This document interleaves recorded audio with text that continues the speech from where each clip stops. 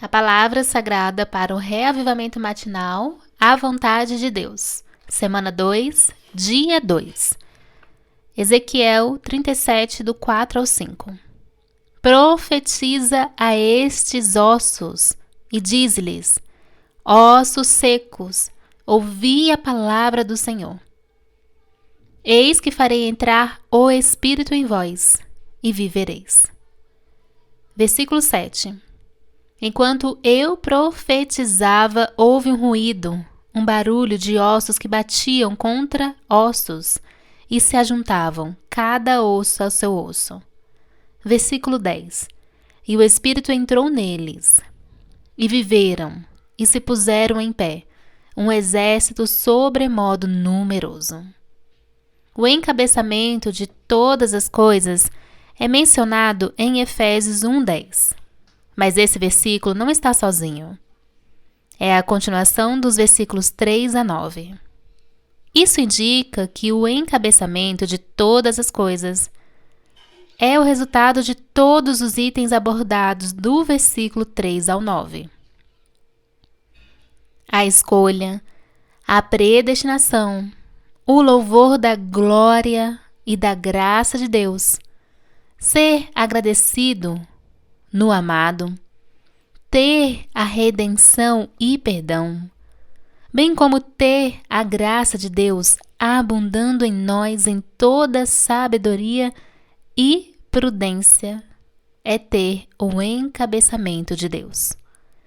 O versículo 9 fala do mistério da vontade de Deus, de acordo com o bom prazer, e que Ele propôs em si mesmo para nós. O verbo encabeçar, no versículo 10, se relaciona a todas as coisas anteriores, nos versículos que os antecedem. Isso quer dizer que Deus nos escolheu para encabeçar todas as coisas em Cristo. Nós fomos predestinados para a filiação, a fim de que Ele encabece todas as coisas em Cristo. Ele realizou a redenção por nós, mediante o sangue de Cristo, a fim de encabeçar todas as coisas em Cristo. Deus nos agraciou e fez com que a graça abundasse em nós, em toda sabedoria e prudência, para que possamos encabeçar todas as coisas em Cristo. O encabeçamento de todas as coisas em Cristo é o resultado de tudo isso. Leitura de hoje.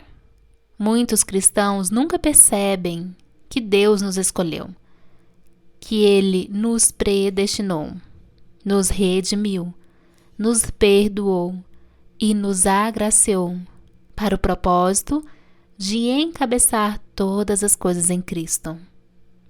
Os cristãos podem saber muito sobre a escolha e a predestinação de Deus, sem saber como esses itens se relacionam ao encabeçamento de todas as coisas em Cristo. Mas o alvo final não é nem mesmo a igreja, é o encabeçamento de todas as coisas em Cristo. Sim, a igreja é o alvo, mas o alvo final é o encabeçamento de todas as coisas em Cristo. O desmoronamento vem do fator da morte e o levantar do fator da vida. Quando o fator da morte causa um desmoronamento, todas as partes do nosso ser separam-se uma das outras. Isso é ilustrado pelos ossos secos em Ezequiel 37. Quando esses ossos estavam mortos e secos, eles estavam separados. Mas quando o fôlego entrou neles, tornaram-se vivos, levantaram-se e foram unidos. Esse levantar e se unirem são, na verdade, o encabeçar. Anteriormente, os ossos estavam empilhados em um amontoado, separados do corpo. Mas quando o sopro da vida entrou neles, primeiramente eles se levantaram, e depois eles se uniram uns aos outros. Em seguida se tornaram um só corpo, até mesmo um exército. Isto é o que significa ser encabeçado. Devemos tomar isso. Devemos tomar isso à luz da nossa experiência. Muitos de nós podem testificar que estávamos separados e no amontoado causado pelo desmoronamento universal. Mas um dia o fator da vida entrou em nós e nos levantou e nos tornamos unidos.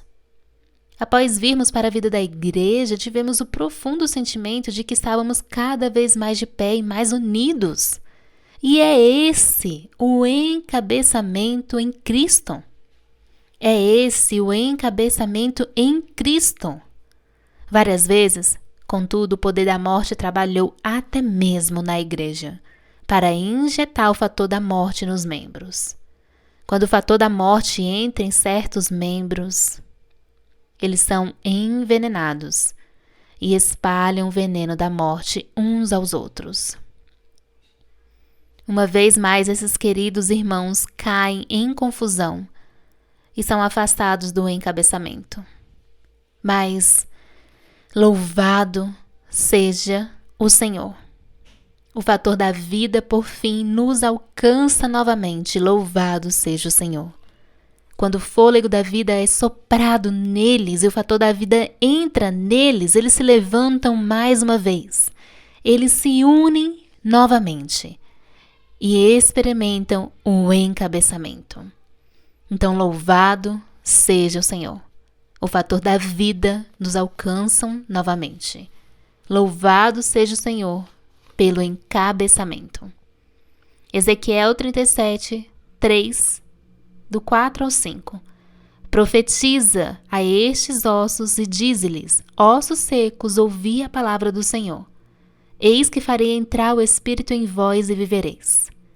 Enquanto eu profetizava, houve um ruído, um barulho de ossos que batiam contra ossos e se ajuntavam, cada osso a seu osso. E o Espírito entrou neles, e viveram e se puseram em pé, um exército sobremodo numeroso.